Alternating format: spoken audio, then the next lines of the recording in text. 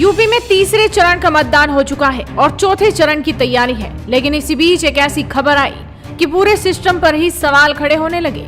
दरअसल यूपी के इटावा जनपद में दबंगों के हौसले इतने बुलंद हो चुके हैं कि भारत के पीएम की सुरक्षा में तैनात एनएसजी कमांडो और उसके परिवार के साथ गांव के लगभग 1 दर्जन हथियारों से लैस दबंगों ने जमकर मारपीट की और न सिर्फ मारपीट, लूटपाट भी की गई।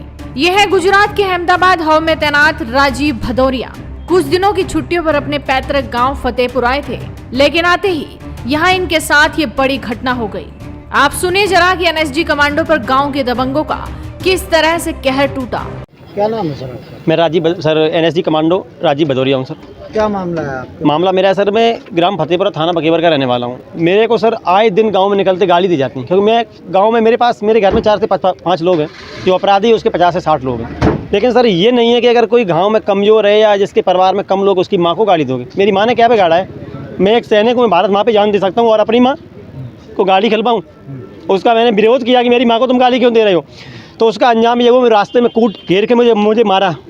मेरी चेन ले गई, मेरा मोबाइल ले गई, मेरा रेबन का चश्मा ले गए। उसके बाद जब मैं एफआईआर कराने जाता हूँ तो आज सुबह मैं जैसे थाने के लिए निकलता हूँ, मेरी इस कदर फील्डिंग लगती है, अगर ये हमारे पड़ोस के गाँव के साथी नहीं होते तो मैं आज यहाँ घर पर शहीद हो जाता। पुलिस के पास आप गए? सर पुलिस के पास मैं कल गया था, लेकिन आज मैं थाना बकेवर नहीं पहुँच सकता था। तो पुलिस से आपको क्या आश्वासन? मुझे सर बकेवर पुलिस से बिल्कुल आश्वासन नहीं है, क्योंकि जो अच्छे सन ऑफ संतोष सिंह है उसके खिलाफ इतने मुकदमे हैं, उसका कुछ नहीं हो सकता। वो खनन माफिया एरिया का सबसे बड़ा, उस पर ऊपर रेप से लेके बैंकिंग में घोटाले तक के सारे मामले दर्ज हैं। आप किस गांव से? मैं सर उसी गांव से हूँ सर। क्या नाम है गांव का? गांव का फतेहपुरा।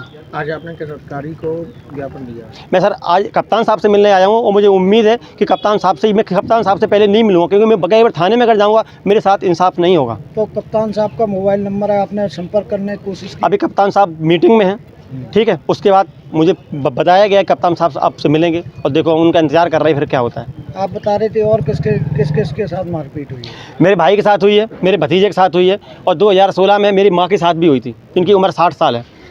मेरी माँ अभी रेजेंसी हॉस्पिटल में 10 दिन एडमिट रही हैं, जिनको हर्पीस नाम की बीमारी हुई। आज भी वो चारपाई पे लेटी हुई है, बीपी की पेशेंट है। अगर मैं उनको ये बता दूँ मेरी लड़ाई हो गई तो शायद वो साम न पकड़े। मेरे पिताजी एक्सपायर हो चुके हैं, गाँव में मेरा अकेला घर है सर। आप कब लगे थे? मैं 2011 में भर्ती हुआ हूँ और एनएसजी में मेरा सिलेक्शन 2019 में हुआ है। 13 क्या नाम है? रजनीश त्रिपाठी, ग्राम नंदपुरा। आज इनके साथ जो घटना हुई, आप उस वक्त मौजूद थे क्या? सर इन्होंने बुलाया था, फायरिंग वायरिंग हुई है वहाँ पे। हम लोग पानी लगा रहे थे और कुछ लोग गांव में लेटे हुए थे, सुबह का टाइम था।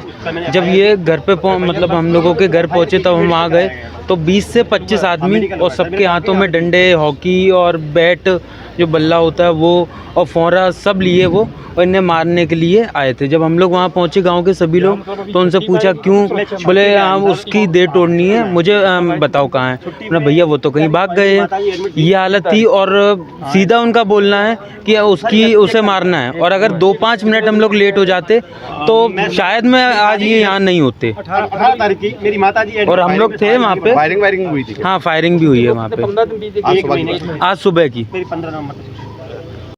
फिलहाल देखना होगा कि दबंगों की दबंगई आखिर कब खत्म होगी। जब पीएम की सुरक्षा में तैनात एनएसजी कमांडो ही सुरक्षित नहीं तो आम जनता की तो क्या ही कहें। देखना होगा कि इस मामले पर कब बड़ा एक्शन लिया जाएगा। तो आप भी इस वीडियो को शेयर कीजिए और जुड़े रहिए हेडलाइंस न्यूज नेटवर्क के साथ।